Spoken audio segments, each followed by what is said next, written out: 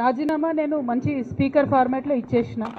Chairman గారు నాకు మళ్ళీ నేను తెల్లారు కూడా ఆయనకు ఫోన్ చేసి కూడా చెప్పిన, నేను మంచి సౌండ్ మైండ్లో ఇచ్చిన సార్, కంపల్సరీ నా రెసిగ్నేషన్ యాక్సెప్ట్ చేయండి అని. మరి వారు ఎందుకు డిలే చేస్తున్నారో నాకు తెలియదు. చాలా కారణాలు చెప్తా ఉన్నారు. ఆ కారణాలు నాకు అనవసరం. నేను రాజీనామా చేసినాను. బీఆర్ఎస్ పార్టీ ద్వారా నాకు వచ్చినటువంటి పదవి ఆనాడు వద్దనుకున్నా, ఇవాళ కూడా వద్దనుకుంటున్నా. మళ్ళీ పంపమంటే మళ్ళీ పంపుతా ఉత్తరం, నాదేం ప్రాబ్లం లేదు. Thank you. ఏం అడగలే, నాకు ఎక్స్ప్లెనేషన్ అడగలే, ఏం అడగలే. రాజీనామా నేను మంచి స్పీకర్ ఫార్మాట్లో ఇచ్చేసిన. చైర్మన్ గారు నాకు మళ్ళీ నేను తెల్లారు కూడా ఆయనకు ఫోన్ చేసి కూడా చెప్పిన, నేను మంచి సౌండ్ మైండ్లో ఇచ్చిన సార్, కంపల్సరీ నా రెసిగ్నేషన్ యాక్సెప్ట్ చేయండి అని. మరి వారు ఎందుకు డిలే చేస్తున్నారో నాకు తెలియదు. చాలా కారణాలు చెప్తా ఉన్నారు. ఆ కారణాలు నాకు అనవసరం.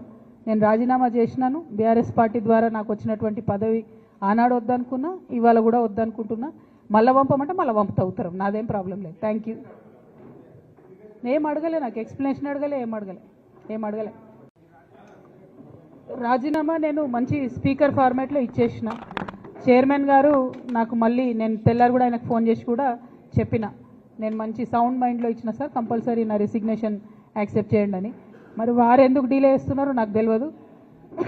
చాలా కారణాలు చెప్తా ఉన్నారు. ఆ కారణాలు నాకు అనవసరం. నేను రాజీనామా చేసినాను. బీఆర్ఎస్ పార్టీ ద్వారా నాకు వచ్చినటువంటి పదవి ఆనాడు వద్దనుకున్నా, ఇవాళ కూడా వద్దనుకుంటున్నా. మళ్ళీ పంపమంటే మళ్ళీ పంపుతా ఉత్తరం, నాదేం ప్రాబ్లం లేదు. Thank you. ఏం అడగలే, నాకు ఎక్స్ప్లెనేషన్ అడగలే, ఏం అడగలే.